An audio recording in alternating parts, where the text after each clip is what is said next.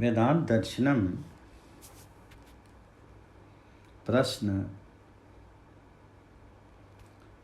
साधन ज्ञान संपन्न होने के पश्चात क्या इसी जन्म में मुक्ति प्राप्त हो जाती है अथवा अन्य जन्म ग्रहण करने होते हैं?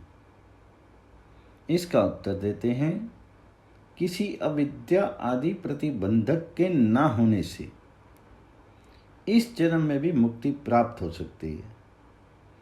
ऐसा शास्त्रों में प्रमाण भी उपलब्ध होता है, जैसा कि मीमांसा 6:43 में कहा है, पूर्व जन्मों से सज्जित ज्ञान साधनों के कारण इस जन्म में भी मुक्ति लाभ हो सकती है।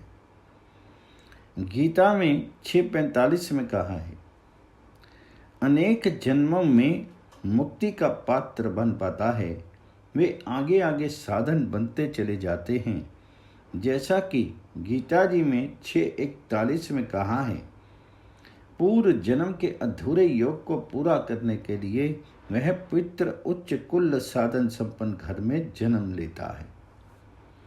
इस प्रकार चले आ रहे संचित कर्म इस जन्म में भी मुक्ति में कारण हो जाते हैं। प्रश्न। अब 3 अध्याय 4 पाद के अंतिम सूत्र में उक्त विषय को ही और स्पष्ट करते हैं।